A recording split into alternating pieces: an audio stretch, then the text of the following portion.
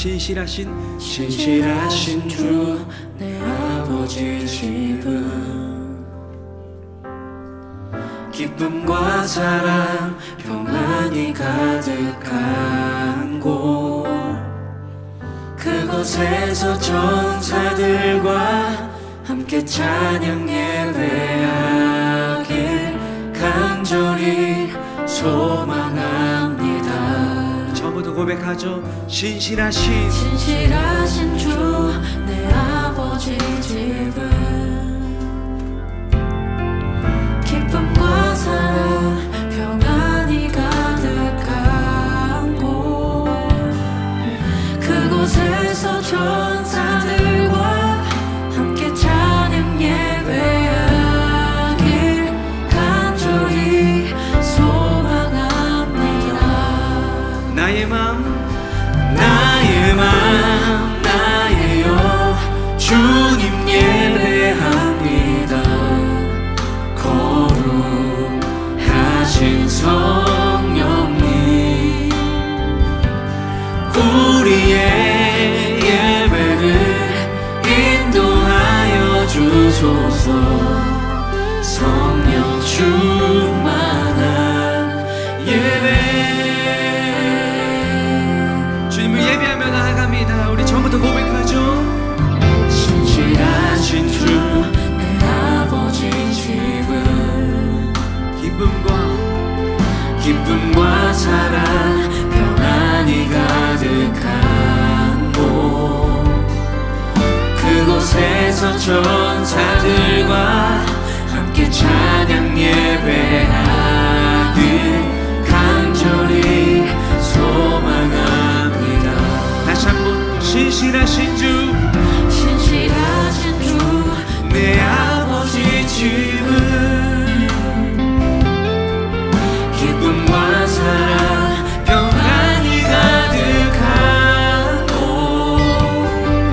그곳에서 천사들과 함께 찬양 예배하길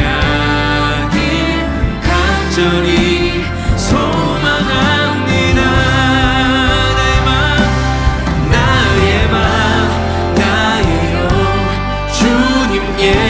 예배합니다. 거룩하신 성령님 우리의 예배를 인도하여 주소서.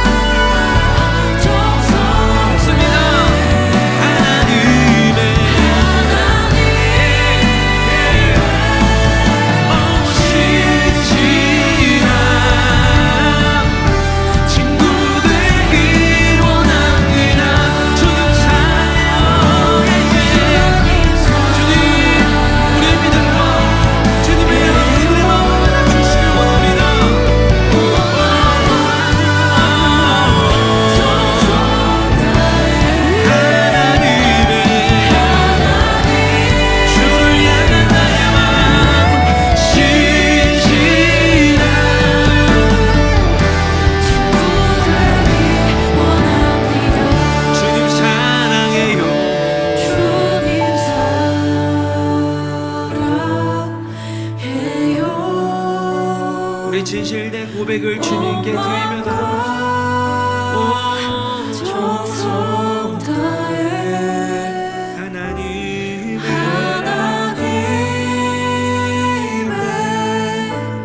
신실한 친구 되기 원합니다. 하나님의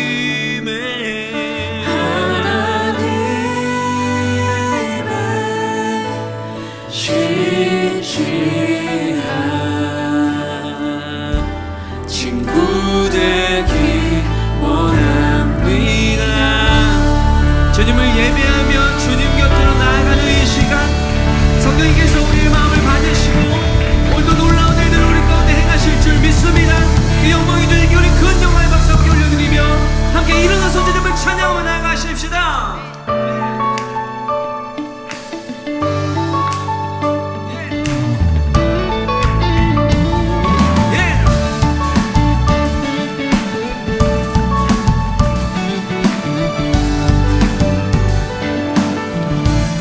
주의 이름 안에서 주의 성소로 가네 영광스러운 이곳에 우리 기쁘게 왔네. 거룩한 보좌 앞에서 따뜻함을 느끼네. 우리 마음 경배하며 찬양의 제사 드리네. 찬양의 제사 드리며 성소로 들어가네.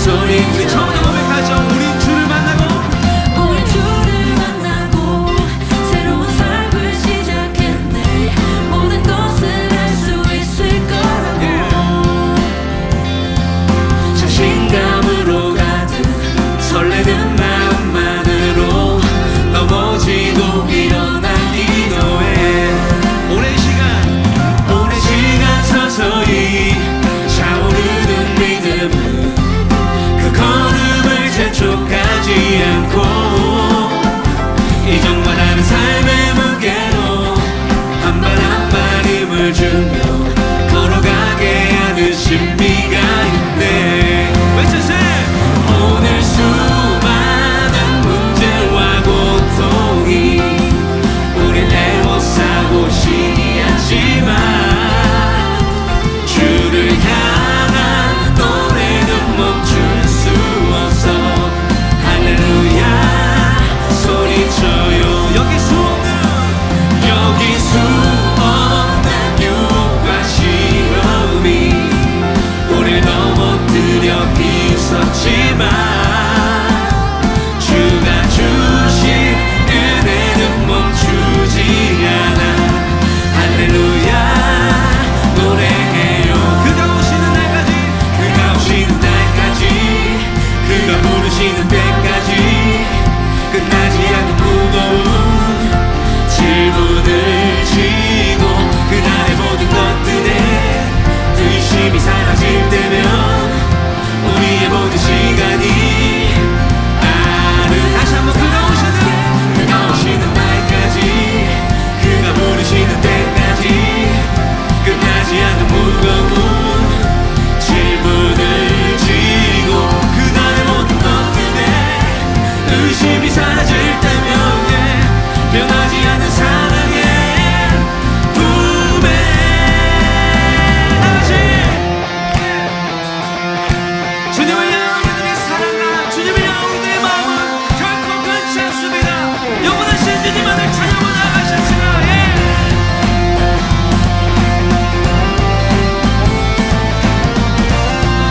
그 마음을 담은 고백하죠. 다시 한번 오늘 수많은 문제와 고통이 우릴 애워싸고 시기하지만 주를 향한 노래는 멈출 수 없어. 할렐루야 소리쳐요. 여기 수 없는 유혹과 시험이 우릴 넘어뜨려 비웃었지만 주가 주신 은혜는 멈추지 않아. 할렐루야 한 번 더 여기 수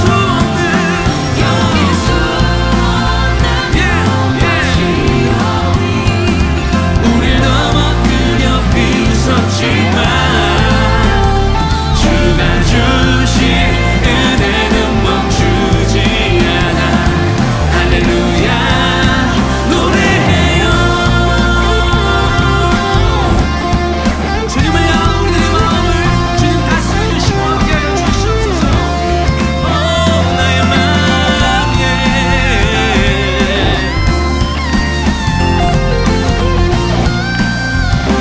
영원히 우리 함께 하실 주님께 다시 한번 근정한 목소리를 들려 나아가십시오. 주를 향한 나의 마음 송축해 내 영혼아 거룩하신 이름 이전에 없었던 노래로 나 주님을 경배해. 송축해 내 영혼 송축해 내 영혼 내 영혼아 거룩하신 이름 그렇습니다. 주님 이전에 없었던 노래로 나 주님을 경배해.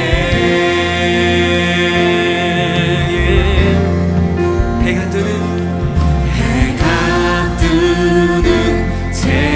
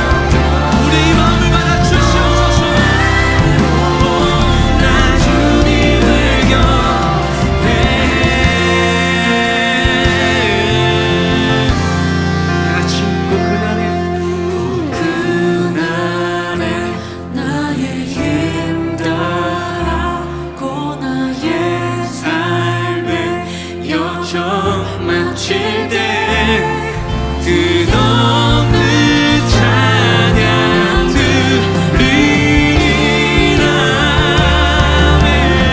수많은 세월 지나요 영원히 우리 손을 높이 들고 성숙해 내 영혼아 날마다 거룩하신 이름에 이전에 없었던 노래로 나 주님을 경배 송축해 내 영혼 거룩하신 이름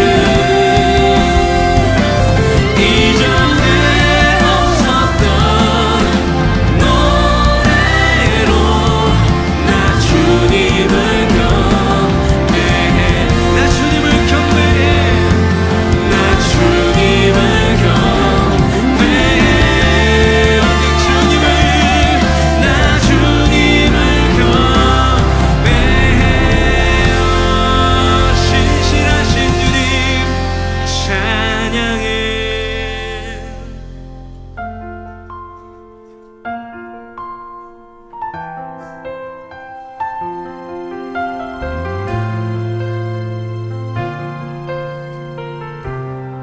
다 같이 이곳에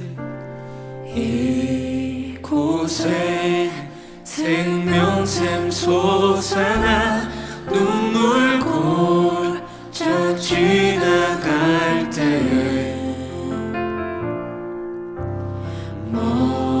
모자란 열매 맺히고 웃음소리 넘쳐나리라. 우리 처음부터 고백하죠. 이곳에 생명샘 솟아나 눈물 골짝 지나갈 때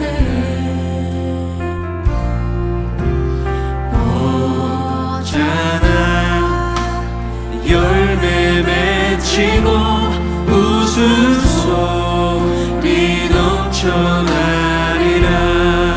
꽃들도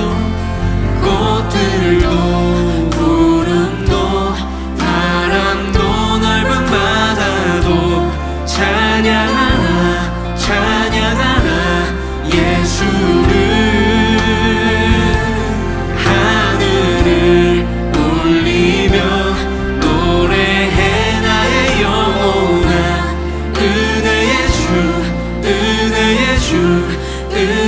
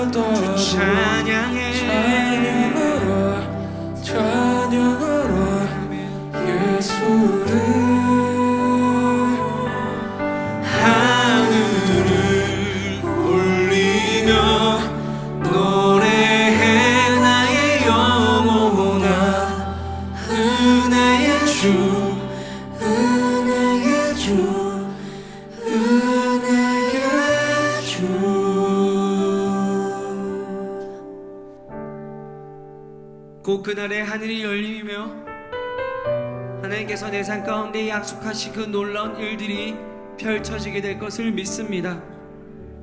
우리 인생 가운데 그리고 이곳에 예배하는 모든 이들에게 하나님의 놀라운 약속을 성취하시고 오늘도 그 주님을 기쁨으로 예배할 수 있도록 우리를 부르셨사오니 하나님 이 밤에 주님의 놀라운 능력을 이곳에 베풀어 주시옵소서. 주님을 예배하는 그 기쁨과 만족이 우리의 삶에 넘쳐 흐르게 하여 주시옵소서. 오늘 특별히 우리 이상호 목사님을 통해서 주시는 말씀을 통하여 우리가 왜 예배해야 하고 우리가 왜 주님을 예배하는 예배자로 부르셨는지 다시 한번 그 말씀 앞에 우리가 회복되어지는 놀라운 역사가 있게 하여 주시옵소서라고 주실 말씀을 간절히 소망하면서 다 같이 함께 한 목소리를 기도하며 나아가도록 하겠습니다. 함께 기도하십시다. 주님 오늘도 우리에게 놀라운 일들을 베풀어 주시고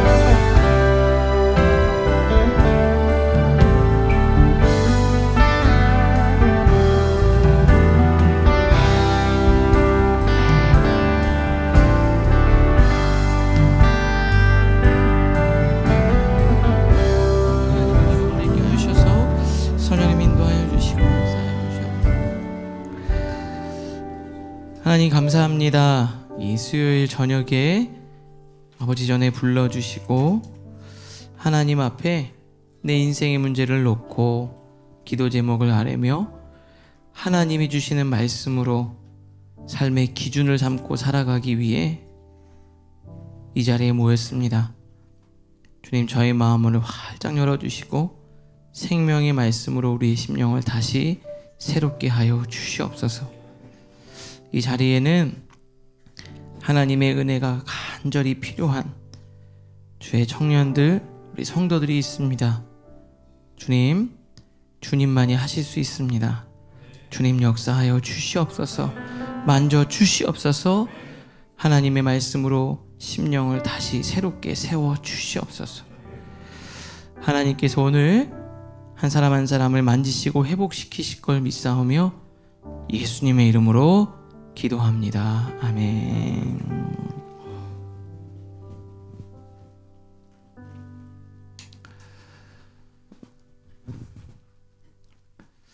오늘 우리에게 주시는 하나님의 말씀은 잠언 30장 5절 말씀입니다. 잠언 30장 5절의 말씀입니다. 우리 한 절이니까요.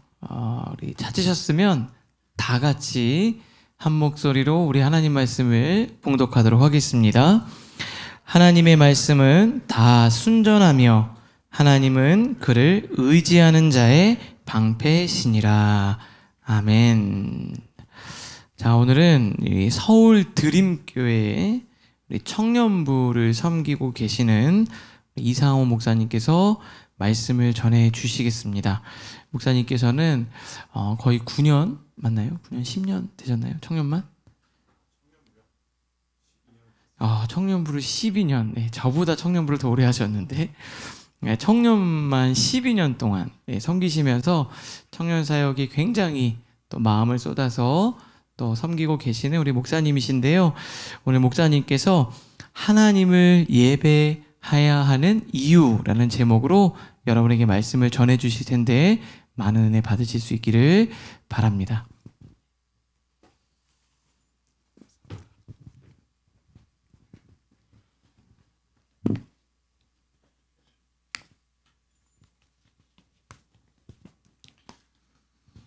네, 이렇게 귀한 예배 자리에 초대해 주셔서 너무 감사드리고요. 먼저 하나님 아버지께 감사드리고 또 우리 귀한 목사님과 우리 성도님들께 감사드립니다. 저희 교회에서 우리 청년분들과 함께 예배 드릴 때 함께 믿음의 고백을 하는 시간이 있는데 우리 성도님들도 괜찮으시다면 같이 믿음의 고백 나누고 말씀 제가 전하도록 하겠습니다. 가슴에 손을 한번 얹어 주시겠습니까? 그리고 저를 따라해 주시겠습니까? 하나님은 나를 사랑하십니다. 나는 그 사랑 안에 있습니다. 하나님은 오늘 나에게 말씀하실 것입니다. 그 말씀에 능력이 있습니다. 그 말씀에 생명이 있습니다. 나의 마음을 하나님께 열겠습니다. 나의 생각을 예수님께 집중하겠습니다. 들은 만큼 변합니다. 들은 만큼 행복해집니다. 짧지 않은 시간 동안에 제가 자주 듣기도 하고 제 자신뿐만 아니라 주변에 있는 사람들한테 원치 않지만 자주 했던 이야기가 있습니다. 그것은 무엇이냐면 망했다라는 것입니다. 망했다라는 말이 제 귀에게도 굉장히 자주 들려왔고 저도 제 자신에게 이야기할 때도 있고 아니면 그냥 우스갯소리로 좀 가까운 친구들한테 야 우리 망했어 라는 이야기를 좀 자주 했었습니다. 왜 그랬을까? 망했다라는 이 단어의 사전적 의미는 더 이상 앞으로 한 치도 나아갈 수 없는 사방이 막혀있는 상태인데 망했다라는 그 말이 우리한테는 맞을까? 그런데 제가 그런 말을 평소에 자주 하고 있는 와중에 이 잠언 30장 5절 말씀을 어느 날 읽는데 이 말씀이 앞으로는 그 말을 하지 말라라는 강한 하나님의 감동으로 찾아왔습니다. 왜냐? 하나님을 믿는 사람들은 망하지 않기 때문입니다. 잠언 30장 5절 말씀을 제가 한 번 더 읽어드릴 텐데 이 말씀 안에 담겨있는 두 가지 주제를 우리 성도님들과 좀 먼저 나눠보도록 하겠습니다. 제가 이 말씀을 읽어드리겠습니다. 하나님의 말씀은 다 순전하며 하나님은 그를 의지하는 자의 방패시니라. 아멘. 먼저 이 잠언 30장 5절 말씀은 우리가 무엇을 믿는지에 대해서 우리 믿음의 근간에 대해서 설명해주고 있는데 우리는 무엇을 믿는가? 우리는 하나님의 말씀을 믿습니다. 그리고 이 잠언의 기자인 아굴이라는 하나님의 사람은 하나님의 말씀을 가리켜서 다 순전하다라고 전하는데 다 순전하다라는 것은 어떤 의미냐면 모두 신뢰할 만하다. 그러니까 하나님을 예배하고 하나님의 자녀들이고 예수 그리스도의 제자라는 사람들이 무엇을 믿는지가 명확히 나와 있는 것입니다. 우리는 하나님의 말씀을 믿습니다. 그러면 하나님의 말씀을 믿는 우리에게 주어지는 하나님의 선물은 무엇인가? 하나님의 약속인데 그 하나님의 약속이 바로 잠언 30장 5절의 후반부인 것입니다. 하나님은 그를 의지하는 자의 방패시니라. 아멘. 이것이 하나님의 말씀을 믿는 성도에게 주어진 하나님의 약속이기에 망했다라는 이 말은 크리스천들에게 적합하지 않구나. 왜냐하면 우리가 삶에서 마주하게 되고 때로는 원치 않지만 마주할 수밖에 없는 고난이라든지 때로는 우리들의 죄로 인해서 넘어지는 순간에도 불구하고 우리가 하나님의 말씀을 믿었기 때문에 그리고 하나님의 약속 때문에 하나님이 방패가 되어주시기 때문에 우리는 한 치 앞도 나아갈 수 없는 망했다라는 상태와 걸맞지 않다라는 생각을 하게 된 것입니다. 작년에 연말에 제가 한국 사회를 진단하는 아티클 하나를 본 적이 있습니다. 저도 우리 청년들을 섬겨야 되기 때문에 세상을 모르면 안 된다라는 생각이 들어서 우리 사회를 진단하는 아티클이 나오면 좀 될 수 있으면 읽어보려고 하는데 작년 연말에 한 사회현상 전문가가 대한민국 사회는 신뢰를 상실한 사회다라고 이야기를 하더라고요. 신뢰를 잃어버렸다. 그렇겠구나. 구성원들은 지도자를 신뢰하지 않은 지 꽤 오래되었고 서로가 서로를 신뢰한다라는 이야기는 이제는 약간 오글거리는 멘트같이 돼버린 안타까운 한국 사회. 그럼 왜 한국 사회는 신뢰를 잃어버렸을까? 계속해서 이제 아티클들을 읽어 나갔습니다. 여러 가지 이유를 진단하더라고요. 첫 번째는 물질 만능주의 때문에 사회 구성원이 갖춰야 되는 소명감 또는 사명감을 상실해버렸다라는 것입니다. 돈이면 최고다. 돈이면 다라는 것이 이 세상 최고의 거대 종교가 되지 않았습니까? 예수님이 2000년 전에도 하나님의 라이벌로 우리에게 딱 하나를 소개했잖아요. 돈. 예수님의 말씀처럼 돈의 영향력은 어마무시합니다.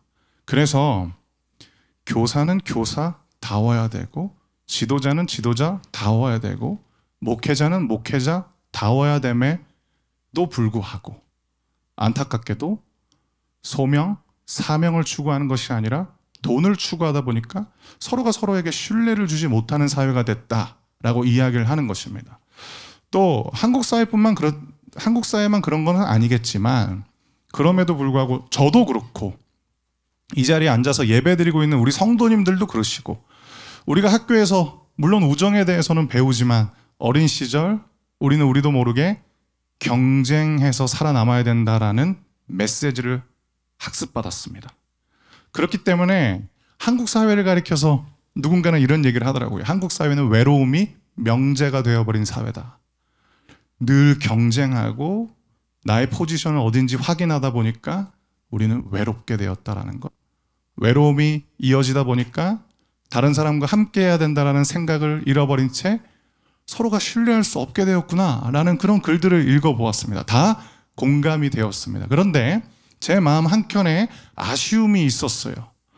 다 공감은 되는데 이게 전부일까?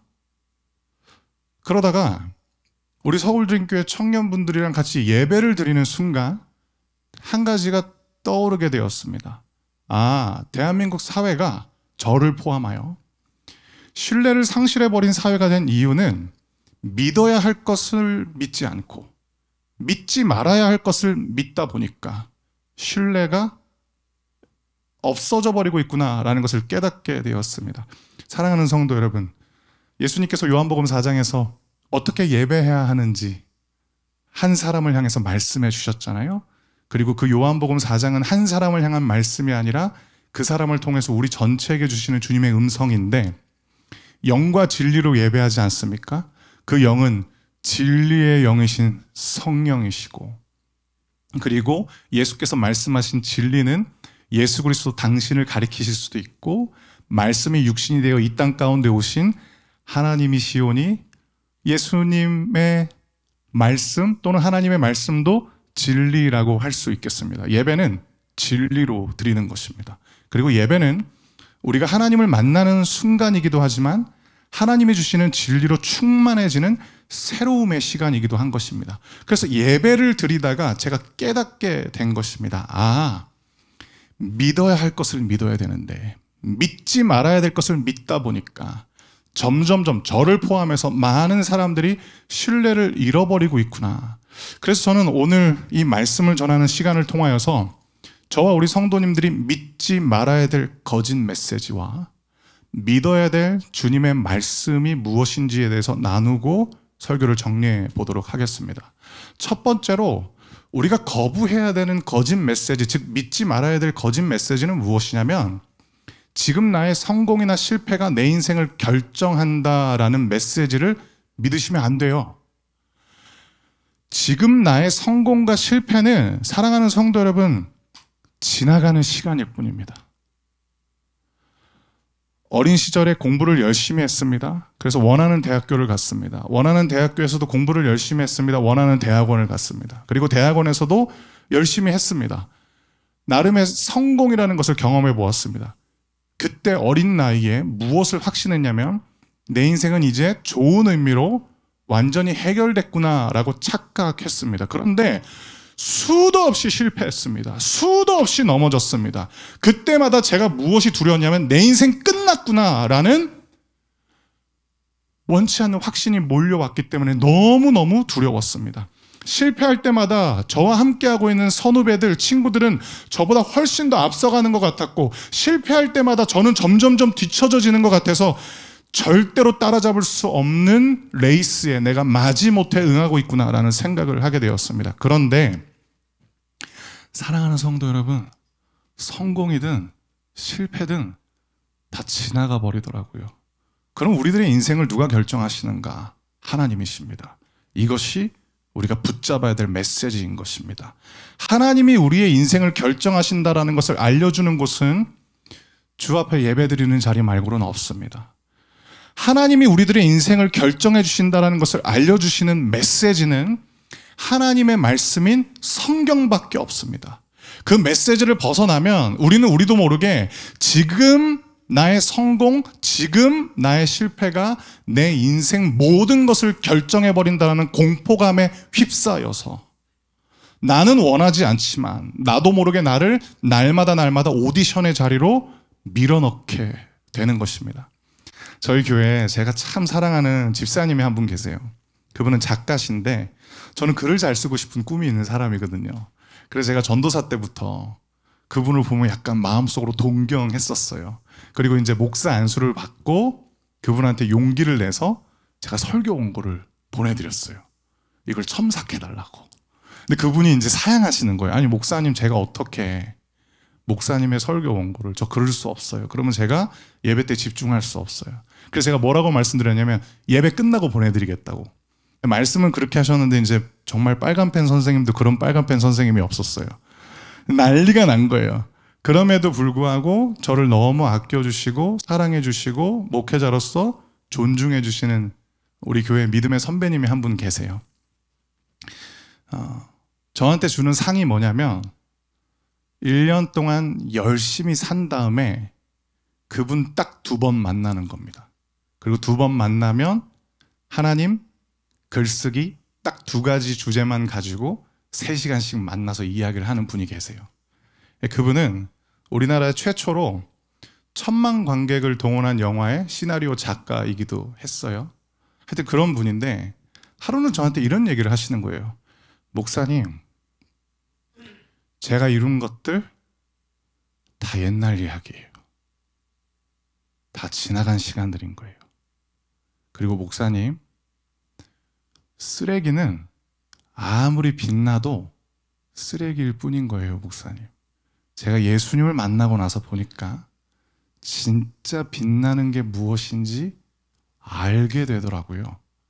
목사님, 우리의 성공과 실패는 그저 조금만 시간이 지나면 옛 이야기가 되고 그 이야기를 반복하면 반복할수록 나의 이야기를 듣고 싶어하는 사람들은 점점점 사라져버리더라고요. 우리에게 오늘의 이야기는 사라져버리는 과거가 아닌 늘 우리와 동행하시는 현재의 하나님밖에 없다라는 이야기를 그 집사님과 나눈 적이 있었습니다. 사랑하는 성도 여러분, 저는 여러분들이 여러분들의 영혼을 소중히 여기신다면 사무엘상 16장을 꼭 시간을 내셔서 읽어보시길 권면드려요. 사무엘상 16장은 여러분들께서 잘 아시는 것처럼 하나님께서 사무엘이라는 선지자 또는 하나님의 사람을 통해서 다윗이라는 목동을 기름 붓게 하셔서 왕으로 삼으시는 장면입니다. 저는 너무 설레어요. 그리고 그 메시지 앞에 압도돼 버립니다. 아, 하나님이 결정하시면 진짜 끝나는 거구나. 하나님이 결정하시면 누구도 돌이킬 수 없구나. 반대로 하나님이 결정하시기 때문에 당시에 양치는 사람은 천민 취급받았습니다. 가장 비천한 자로 분류되는 인생이었어요. 그런데 하나님께서 결정하시기 때문에 양치는 인생에게도 소망이 있는 것이구나. 사랑하는 성도 여러분, 우리가 하나님을 예배해야 하는 이유는 우리 인생의 참된 결정권자가 누구이신지 다시금 우리에게 알려주는 주의 음성이 필요한 것이기 때문입니다. 저는 하나님께 아침이 되면 이런 고백을 하고 하루를 시작해요. 하나님, 제 인생의 면접관은 하나님 한 분이십니다. 하나님, 제 인생의 유일한 면접관은 하나님 한 분이신데 그게 너무 다행입니다. 왜냐하면 하나님은 떨어뜨리고 싶어하는 면접관이 아니세요. 하나님이 원하시는 것은 믿음의 경주를 완수하는 것이기 때문에 하나님은 떨어뜨리려고 감점을 주려고 저를 감시하는 분이 아니라 저를 도우시는 분이시고 저를 인도하시는 분이시더라고요. 그런데 우리가 잊을 때가 많아요. 하나님은 그렇게 말씀하신 적이 없는데 하나님이 우리들의 인생의 유일한 면접관이시고 모든 것을 결정하시는 주관자이심에도 불구하고 하나님의 의사와는 상관없이 우리는 여러 사람들을 우리들 인생의 결정권자로 세우고 있다라는 거죠. 예배드려야 됩니다, 여러분. 예배드려야 돼요. 그리고 진리를 여러분들에게 다시금 말해줄 시간이 필요하다라는 것. 여러분의 성공이나 실패가 아니라 여러분들의 인생을 결정하시고 주관하시는 분은 하나님이시다라는 것입니다. 두 번째로 우리가 믿지 말아야 될 것은 무엇이냐면, 내가 원하고 좋아하는 것만을 선택하면 내 인생에 후회가 남지 않는다라는 것 믿지 마세요. 여러분들이 동의가 안 되실 수도 있어요. 근데 저랑 같이 한번 생각해 보셨으면 좋겠습니다. 여러분은 여러분 자신을 잘 아세요? 여러분은 여러분이 무엇을 좋아하시고 무엇을 싫어하시는지 정말 잘 아세요? 여러분은 무엇을 여러분들이 기뻐하는지도 알고 계세요? 저는 저라는 사람을 생각할 때마다 혼잣말로 이런 얘기를 합니다. 이 세상에서 제일 알다가도 모를 인간이 나다라는 생각을 해요. 그리고 좀 솔직하게 말씀드릴게요. 이 세상에서 제일 못 믿어온 인간도 나다라는 생각을 저는 자주 해요. 사람들은 자기 자신에 대해서 너무 알고 싶어 해요. 그래서 시대에 따라서 여러 가지 유행하는 아이템들은 바뀌지만 본질은 똑같아요. 내가 누구인지 모르겠다라는 거죠. 그래서 내가 누구인지 알고 싶다라는 거예요. 어떤 시대는 혈액형을 통해서 사람들은 자신에 대해서 알고 싶어하고 나와 다른 사람에 대해서 알고 싶어 했다면 뭐 오늘날은 MBTI가 될 수도 있겠고, 또 어떤 사람은 MBTI는 너무 복잡한 거 아니야? 네 가지 유형으로 디스크를 통해서 일하는 스타일을 보면서 나와 너를 알 수 있어 라고 디스크를 이야기하는 사람도 있고, 또 어떤 사람은 바뀌지 않는 기질이래 이러면서 이건 9가지로 세분화돼 있어 이래서 뭐 애니어그램으로 이야기를 하는 거예요. 근데 본질은 딱 하나예요. 나를 알고 싶다라는 거죠. 그런데 여러분, 알기 어려워요. 왜냐? 우리가 원하고 우리가 좋아하는 게 자꾸 바뀌는 게 문제인 거죠. 저는 솔로몬이라는 인물을 참 흥미롭게 봅니다. 좋아할 때도 있지만 하나님을 떠난 시간도 있기 때문에 마냥 제가 딸을 신앙의 롤모델로는 삼지는 않고요. 그냥 흥미롭게 보는데, 이 솔로몬은 어떤 특기가 있냐면 관찰이 굉장히 뛰어납니다. 솔로몬이 하나님께 지혜를 구했지 않습니까? 하나님, 제가 이스라엘이라는 하나님이 세우신 이 민족을 다스리도록 하나님께서 저에게 지혜를 주십시오. 그러면서 솔로몬이 지혜 또는 듣는 마음을 하나님께 구하자 하나님이 지혜를 주십니다. 그리고 솔로몬이 하나님께 받은 그 지혜를 어떻게 발현하냐면 관찰합니다. 관찰력이 대단합니다. 솔로몬이 지혜라는 주제를 통해서 세상을 관찰한 것이 잠언이라면, 행복이라는 주제를 통해서 세상을 관찰한 내용이 전도서입니다. 전도서는 적나라합니다. 솔로몬은 어떤 인물이었느냐? 좋아하는 거 원하는 거 다 해본 사람입니다. 끝판왕까지 가본 사람입니다. 그런데 솔로몬이 내린 결론은 무엇이냐? 공허하다라는 거예요. 허무하다라는 거예요. 안 따라 하셔도 돼요. 저만 해볼게요. 여러분, 주먹을 쥐었을 때 바람을 잡을 수 있나요? 없잖아요. 공기를 잡을 수 있나요? 없잖아요. 솔로몬은 모든 걸 다 가져봤어요. 내가 원하는 거, 내가 좋아하는 거 다 가져봤어요.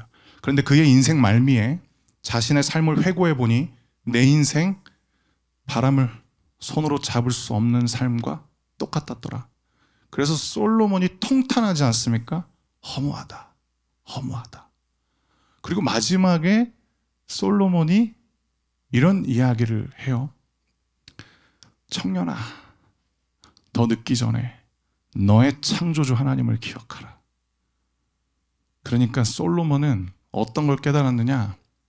자아에 몰입하고 자아에 몰두하면 길을 잃어버리는 것이고, 아무리 내가 원하는 것을 갖는다 할지라도 하나님을 상실한 삶은 절대로 행복을 소유할 수 없다라는 것. 그래서 그 행복을 그토록 간절히 원했던 지혜자의 결론은 무엇이냐면 하나님을 찾으라라는 것입니다. 제 이야기를 좀 나눠보려고 하는데요. 저는 아버지랑 굉장히 친합니다. 근데 저희 아버지가 저를 바라보면서 걱정하시던 주제가 딱 한 가지가 있었어요. 그것은 무엇이냐면 얘는 너무 실증을 잘 낸다라는 거예요. 뭐 하나에 꽂히면 전문용어로 이제 오타쿠라고 하죠. 완전 몰입해가지고 정말 끝을 보는 스타일이에요. 너무너무 재밌어요. 근데 제가 원하는 수준까지 도달했다라는 생각이 딱 들면은 멈춰버립니다. 재미가 없는 거예요.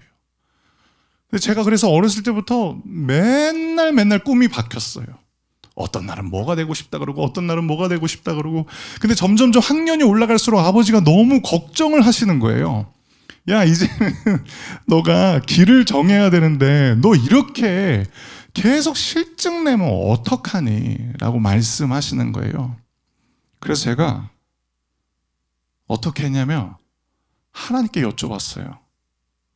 하나님, 좋아하는 게 계속 바뀌어요. 하나님, 솔직히 저도 잘 모르겠어요. 어떤 날은 이게 너무너무 좋았는데 지금은 그게 몸소리 칠 정도로 지루해요. 하나님, 가르쳐 주세요. 저는 뭘 하고 살면 될까요? 그래서 하나님이 가르쳐 주신 게 목회입니다. 목사가 돼야겠구나 라는 것을 알게 되었습니다. 저는 만 20살부터 교회에서 전도사로 사역을 했는데요. 좀 빨리 사역을 시작한 편입니다.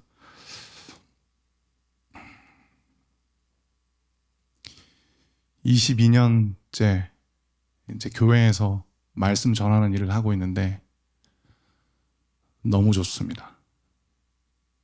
단 한 번도 실증이 난 적이 없어요. 너무 감사해요. 얼마나 좋냐.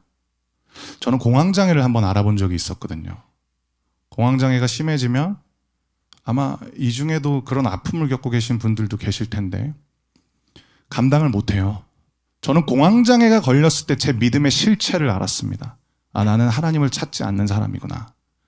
공황장애 증세가 딱 오니까 저도 모르게 유튜브를 켜는 거예요. 마음이 편안해지는 음악 막 이런 걸 찾고 있는 거예요. 근데 아내가 제가 그런 증상이 오는 걸 딱 보자 저한테 이런 얘기를 해줬어요. 하나님을 찾아야지. 근데 제가 아내한테 그랬어요. 나도 알아. 근데 제가 하나님을 안 찾더라고요. 너무나도 감사하게 하나님께서 은혜로 찾아와 주셔서 저의 믿음의 민낯만 보여준 것이 아니라 하나님의 신실하심도 보여주시면서 이제 회복의 시간을 지금도 걷고 있는데, 그러면 왜 제가 지금도 이렇게 살 수 있느냐? 주일날 말씀 전할 생각만 하면 견딜 수 있더라고요. 말씀을 준비하는 시간이 되면 제가 우울증 환자인지 공황장애 환자인지 그건 중요하지 않아요. 하나님의 실존이 느껴지더라고요. 아, 내가 원하는 거, 내가 좋아하는 것을 선택했을 때 만족이 남는 것이 아니라 하나님께 여쭙고 하나님의 인도하심을 따랐을 때 진짜 만족이 남는구나 라는 것을 알게 되었습니다. 그 역시도 오늘 여러분과 함께 보내는 시간처럼 하나님께 예배 드릴 때 알게 된 것입니다. 사랑하는 성도 여러분, 다시 한번 우리 성도님들께 말씀드립니다. 염려를 한번 잘 관찰해 보세요. 자아 몰입에서 시작됩니다. 하루 종일 나는 앞으로 뭘 하지? 몇 년 뒤에 나는 어떤 삶을 살게 될 것이지? 나는 지금 어떤 위치에 있지? 온통 나 하면 소망은 없어요. 결론은 염려밖에 없습니다. 자아 몰입은 길을 잃어버리게 만듭니다. 그래서 예수님께서 당신의 제자들에게 제자도, 즉 예수의 제자들이 살아가는 삶의 방식 또는 걸어가야 할 삶의 길을 말씀하실 때 예수님께서 나를 따르라라는 말씀만 하지 않으셨습니다. 누구든지 나를 따르려거든 자기를 부인하고. 현대인들에게 있어서 자기 부인은 어떤 걸까요? 그냥 금욕적으로 살아가는 걸까요? 위아래 검은 옷만 입고 사는 건가요? 그렇지 않죠. 내가 좋아하는 것, 내가 원하는 것보다 더 우선순위로 삼는 기도의 제목이 바뀌는 거예요. 하나님, 무엇을 원하십니까? 하나님, 저를 인도해 주십시오. 하나님이 원하시는 곳으로 저를 이끌고 가 주십시오. 라는 그 기도. 그것이 우리들의 인생 가운데 진정한 만족과 또 솔로몬이 그토록 원했던 행복, 감사와 기쁨을 줄 수 있다라는 것입니다. 한 가지만 더 우리 성도님들과 나누고자 합니다. 그것은 무엇이냐면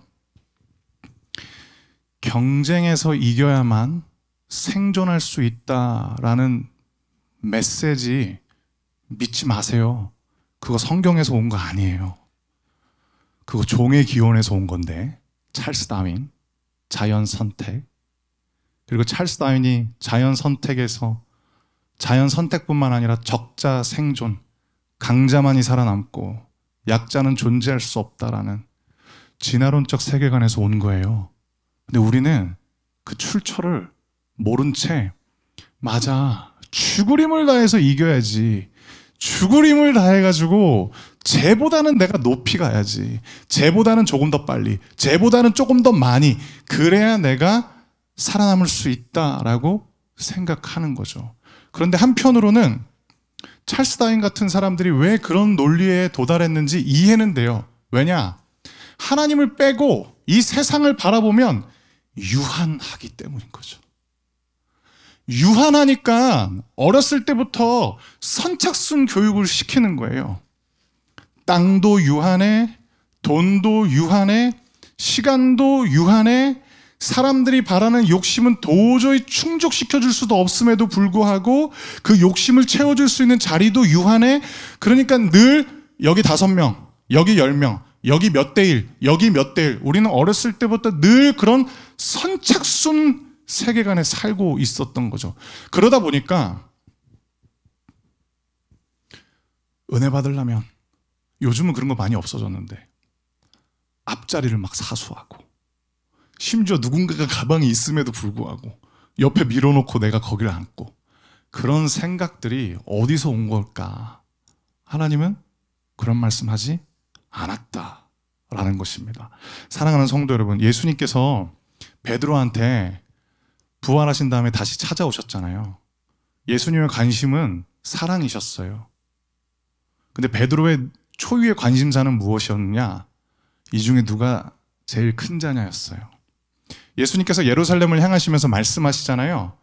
내가 곧 있으면 사람들 손에 넘겨질 것이고, 내가 십자가에서 죽음을 당하게 될 것이고, 그러나 내가 3일 후에 부활하게 될 것이다 라는 예수께서 이 땅에 오신 삶의 이유와 목적에 대해서 말씀하심에도 불구하고 제자들은 예루살렘이 가까우면 가까울수록 더 싸워요. 누가 더 크냐? 누가 더 크냐? 제자들뿐만 아니라 오늘날 우리 크리스찬들에게도 이 생각이 너무 깊게 새겨져 있다라는 것입니다. 그런데 하나님의 말씀은 선착순, 뺑뺑이, 경쟁에서 이겨야 된다, 적자 생존, 자연 선택, 그런 개념 없어요. 제가 한 번 더 잠언 30장 5절 말씀을 읽어드릴 텐데, 이 말씀을 우리 성도님들 한번 잘 살펴봐 주시길 바랍니다. 하나님의 말씀은 다 순전하며 하나님은 그를 의지하는 자의 방패시니라. 아멘. 동일한 은혜를 약속하고 있습니다. 하나님을 의지하면 내가 너의 방패가 되어줄게. 하나님의 은혜는 무엇일까?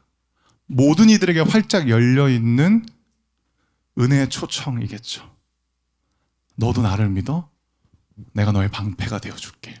너도 나를 믿어? 내가 너의 방패가 되어줄게. 세상의 논리는 아니야, 얘가 먼저 일찍 왔어, 그러니까 너는 기다려야 돼 라는 게 세상의 논리라면, 하나님은 그 논리로부터 자유로우시다라는 것. 왜 그럴까? 무한하시기 때문입니다. 그것이 하나님의 논리와 세상 논리의 결정적인 차이인 것입니다.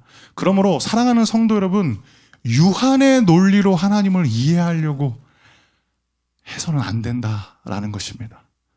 무한하시기에 하나님은 우리에게 동일한 약속과 동일한 은혜로 초대하고 계시는 것입니다. 제가 한 가지 말씀을 또 전해드리면서 이제 오늘 설교를 정리해 보려고 하는데, 우리 성도님들은 열등감이 많으신 편이세요? 아니면 적은 편이세요? 저는 열등감이 진짜 많은 사람입니다. 저는 진짜 열등감이 많아요. 저는 좋은 설교자가 되고 싶은 꿈이 있습니다. 저를 만나는 성도님들은 영적으로 배불렀으면 좋겠고, 저를 만나는 성도님들은 일상이 시작되는 월요일 지긋지긋하다라는 것이 아니라 주일에 함께 만난 하나님과 함께 동행하는 일상의 시작이 되길 바라는 목사입니다. 저는 하나님의 말씀을 믿고 있습니다. 하나님의 말씀은 흠이 없습니다. 그리고 하나님의 말씀은 영혼을 살려낼 수 있는 이 세상의 유일한 생명수라는 믿음도 있습니다. 그런데 제가 하나님께 드리는 기도 제목은 무엇이냐면, 하나님, 말씀을 전하는 파이프인 제가 녹이 슬었어요. 하나님의 말씀은 문제가 없는데 제가 녹이 슬어서 녹물이 흘러갈까 봐 두렵습니다. 라는 게 저의 기도 제목입니다. 세상 진짜 넓더라고요. 좋은 설교자 너무너무 많더라고요. 그 사람들을 보면 하나님의 나라가 확장될 것을 기대하면서 축복하고 배우면 되는데, 저를 보면서 너무 제가 초라해지는 걸 많이 느꼈었어요. 그런데 이 한 말씀이 예배 때 제 내면에 들어오면서 저는 완전히 바뀌게 되었습니다. 그 말씀이 어떤 본문이냐면 요한복음 1장 12절부터 13절 말씀인데요. 요한복음 1장 12절부터 13절 말씀을 제가 우리 성도님들께 읽어드릴게요. 우리 성도님들은 마음에 새기시길 바랍니다. 영접하는 자, 곧 그 이름을 믿는 자들에게는 하나님의 자녀가 되는 권세를 주셨으니 이는 혈통으로나 육정으로나 사람의 뜻으로 나지 아니하고 오직 하나님께로부터 난 자들이니라. 아멘. 저는 이 말씀이 제 인생을 향한 하나님의 창조의 순간이었어요. 저한테는 설교 잘하는 목사님, 나처럼 설교 잘 못하는 목사님, 이렇게 나뉘어져 있었어요. 늘 부러웠었어요. 그런데 이 말씀 앞에 완전히 바뀌었습니다. 저를 작게 만드는 너무나도 탁월해 보이는 목사님들도 예수님 믿으니까 하나님의 자녀, 많이 부족하고 열등감 때문에 내가 비록 힘들어하지만 나도 예수님 믿으니까 하나님의 자녀, 나는 둘로 나누지만 예수님은 하나 되게 하신다. 예수 앞에 비교와 차별은 무력화되구나. 예수를 믿기 때문에 당신도 하나님의 자녀, 나도 하나님의 자녀. 그리고 13절 말씀을 읽고 펑펑 울었어요. 혈통으로나 육정으로나 사람의 뜻으로 나지 아니하고 오직 하나님께로부터 난 자들이니라. 아멘. 세상은 스펙이 참 중요하다라고 이야기를 합니다. 저는 이해도 돼요. 사람을 어떻게 단기간에 보고 분별할 수 있겠어요? 아, 그래서 그런 걸 보겠구나. 근데 예수 믿으면 그게 무력화되는 거예요. 우리는 다 하나님께로부터 난 하나님의 사람들이다 라는 것. 그래서 저는 복음을 이렇게 말씀드리고 싶어요. 유한한 세상을 향한, 인색한 세상을 향한 하나님의 풍요로움이 바로 복음이다 라는 것. 사랑하는 성도 여러분, 이 메시지는 주님의 말씀으로 주님을 예배할 때만 받을 수 있습니다. 믿지 말아야 될 것들은 이제부터는 믿지 마시고, 믿으셔야 될 것들을 믿음으로 말미암아 주와 함께 동행하며 살아가시길 주님의 이름으로 축복합니다. 제가 우리 성도님들 위해서 기도하고요, 우리 함께 찬양하시면서 또 기도하는 시간 갖도록 하겠습니다. 제가 우리 성도님들 위해서 기도드리겠습니다. 하나님 아버지, 일상의 분주함에도 불구하고 하나님을 사랑하는 마음으로, 그리고 저희가 살아갈 때 하나님의 은혜가 필요합니다라는 겸손한 믿음의 고백을 가지고 이 자리에 주 앞에 예배드리러 나온 우리 사랑하는 모든 성도님들을 주님의 이름으로 축복합니다. 하나님 감사합니다. 하나님의 말씀은 다 순전하기 때문에 감사합니다. 하나님의 말씀은 모두 신뢰할 만합니다. 그렇기 때문에 저희는 하나님의 말씀을 믿습니다. 그리고 하나님 감사합니다. 그 말씀을 믿는 모든 이들에게 하나님께서는 차별하지 아니하시고 동일한 약속을 선물로 주셨습니다. 하나님은 하나님을 믿는 자들에게 방패가 되어 주신다. 오 하나님 아버지, 주께서 저희들의 방패가 되어 주실 것이오니 주를 신뢰함으로 주와 동행하게 하여 주시옵소서. 우리 사랑하는 성도님들이 주 앞에 드리는 모든 기도의 제목들마다 주의 선하심으로 응답하여 주옵시고, 손을 모으고 기도하며 하나님께서 친히 임재하시는 은혜의 지성소가 활짝 열릴 수 있게 하여 주옵시고, 우리 사랑하는 성도님들이 하나님 아버지의 이름을 부르는 순간 하나님이 주목하시는 은혜의 골방문이 열리게 하여 주시옵소서.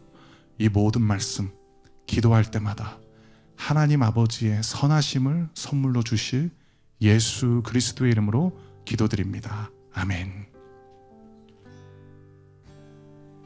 빛으로 임하신 주, 나의 어둠을 비추시네.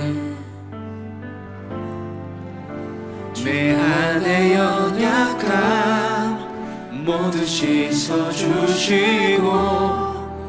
나를 귀히 여기사 안으시네. 내 삶에 임하신 주, 모든 두려움 덮으시네. 주 나의 모든 것 주님만 의지하리. 눈을 들어 주님만 바라보리. 주님을 예배하는 것, 주님을 기뻐하는 것, 나의 마음과 뜻 다해 주님 더 알기 원하네. 주님을 사랑하는 것, 주님을 갈망하는 것, 나의 유일한 소망이라. 내 삶에 임하신 주, 내 삶에 임하신 주, 모든 두려움 덮으십니다. 모든 두려움 덮으시네. 주 나의 모든 것 주님만 의지하리. 눈을 들어 주님만 바라보리. 주님을 예배하는 것, 주님을 기뻐하는 것, 나의 마음과 뜻 다해 주님 더 알기 원하네. 주님을 사랑하는 것, 주님을 갈망하는 것, 나의 유일한 소망.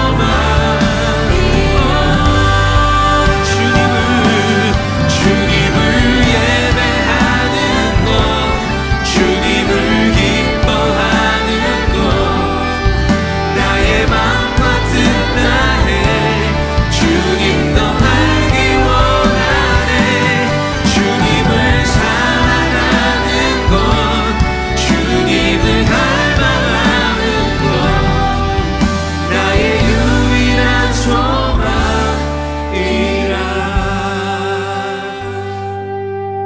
여러분, 오늘 이 시간 우리 믿지 말아야 될 것들은 다 던져버리고요, 믿어야 될 그분을 믿고 신뢰하며 나가실 수 있기를 바랍니다. 제가 우리 성도들 이렇게 이야기 나누고 기도 제목 듣고 저도 늘 바라죠. 제가 목회자인데 가끔 그런 생각도 해요. 잠깐 만나서 이야기했는데 목사님 만나서 제가 너무 힘이 되고 문제가 해결되고 제가 기도했는데 그 다음날 기도 제목이 응답됐다는 얘기 들으면 제가 너무 좋죠. 근데 그렇지 않을 때가 훨씬 더 많아요. 오늘은 한 청년이랑 할 수 있는 최선을 다해서 3시간을 함께 떼양볕을 걷고 이야기 나누고 대화했어요. 예배당에 올라오기 전에 그러는 거예요. 목사님이랑 얘기하니까 더 답답하다고. 너무 절망했는데 감사했어요. 왜냐하면 저는 하나님이 필요한 목사예요. 저는 하나님이 필요해요. 제가 그래서 오늘 얘기했어요. 야, 오늘 목사님을 통해서 너한테 말씀을 주실 거야. 저는 하나님이 필요한 목사입니다. 저 하나님 없으면 아무것도 안 돼. 그래서 저는 이제 여러분을 위해서 간절히 기도할 거예요. 하나님 도와주세요. 하나님 도와주세요. 저는 안 돼요. 제가 만약에 저랑 얘기하고 너무 다 해결됐다면 저 하나님 안 찾았을 거예요. 근데 저는 하나님께 감사했어요. 하나님 감사해요. 오늘 이 자리에 생각해보면 이 저녁 이 시간에 여기를 나왔다라는 것 자체가 뭘까요? 너무 힘든 거예요. 너무 힘든 거예요. 그래서 저는 이제 순전한 하나님의 말씀을 믿고 의지하는 자의 방패가 돼주시겠다고 주신 그 말씀. 지난주 고린도전서 4장 말씀에 보면 하나님의 나라에는 말에 있지 않고 능력에 있다. 오늘 저는 목사님을 통해 그 능력의 말씀이 여러분들에게 주어진 줄 믿습니다. 우리 이 시간 같이 기도할 텐데요. 우리 세 분 목사님이 여러분들을 위해서 안수하며 기도할 겁니다. 성령님께서 여러분들에게 역사하실 거예요. 간절히 기도합니다. 하나님 만져주세요. 위로해주세요. 마음속에 메시지를 주세요. 하나님, 열등감에 시달리는 자들이 있습니까? 모두가 하나님의 자녀로서 내 인생에 나에게 집중하지 않고 하나님에게 집중하게 해주시며 하나님이 반드시 내 인생을 이끌어 주실 거라는 그 확신이 그 안에 성령님 임하여 주시옵소서. 우리 이 시간 주님의 이름 한번 부르고 간절히 기도하겠습니다. 주여.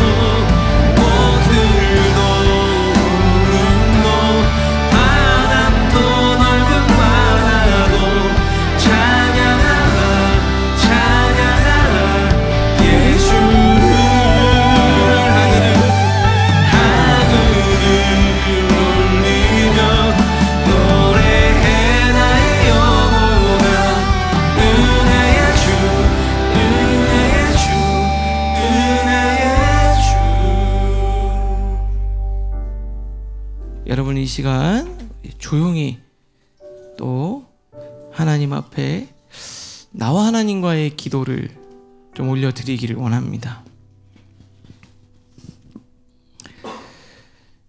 우리 안에는요, 하나님의 음성 그리고 또 나의 자아의 이야기 동시에 들려요. 우리 자아의 이야기는 나를 불안하게 만들고 조급하게 만들고 열등감에 시달리게 만들고, 근데 여러분 내 자아에만 늘 귀를 기울이고 사람들이 하는 이야기만 듣고 내가 괜찮을 수 있을까요? 오늘 목사님을 통해 주시는 하나님의 말씀 되새기고 선포하는 거예요. 하나님의 말씀은 다 순전하여. 이게 무슨 말입니까? 하나도 거짓이 없대요. 그래서 하나님을 의지하는 자의 방패가 되어주신 그 말씀을 또 되새기고 하나님의 음성에 귀를 기울이는 겁니다. 성령님이 지금 이 자리에 와 계세요. 여러분이 그냥 온 것 같지만 하나님이 부르신 거거든요. 하나님이 부르신 거예요, 여러분을. 그 성령님께 마음을 열고 주님이 들려주시는 음성에 귀를 기울이는 겁니다. 하나님이 여러분을 만져주실 거예요. 하나님이 여러분들을 위로해 주실 겁니다. 여러분, 사람이 주는 위로는 지극히 가볍습니다. 사람이 주는 여러분의 인정은요, 너무나도 가벼워서 금방 휘발성으로 날아가 버려요. 근데 하나님이 주시는 그 위로는 여러분을 흔들리지 않도록 지켜주실 거예요. 목사는 무기력합니다. 저희 목사님도, 강사 목사님도, 저도 이 하나님의 말씀을 믿기에 이 자리에 있는 거예요. 그 주님이 여러분들에게 마음을 들려주실 거예요. 조용히 하나님과 여러분들만의 은밀한 기도, 하나님의 음성에 귀를 기울이는 기도 드리도록 하겠습니다. 주님,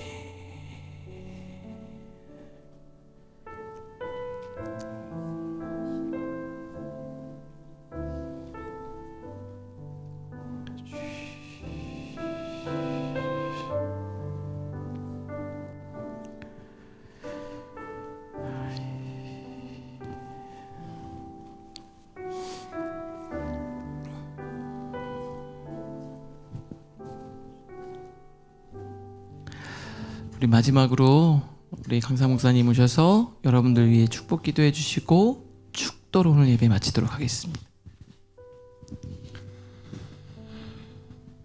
지금은 우리 주 예수 그리스도의 은혜와 하나님 아버지의 변함없으신 사랑과 성령님의 교통하심, 교제하게 하시는 그 은혜가 하나님의 말씀을 저희가 믿습니다. 하나님, 저희의 방패가 되어 주옵소서. 하나님, 세상의 메시지에 귀를 내어주거나 마음을 다 빼앗기지 않게 하시고 주의 음성을 듣겠습니다. 주를 의지하겠습니다. 주님께 예배드리는 자리, 주님께 기도하는 자리로 나아가겠습니다 라고 고백하는 우리 사랑하는 모든 귀한 성도님들 머리 위에 이제로부터 영원까지 함께 있으시길 간절히 축원하옵나이다. 아멘.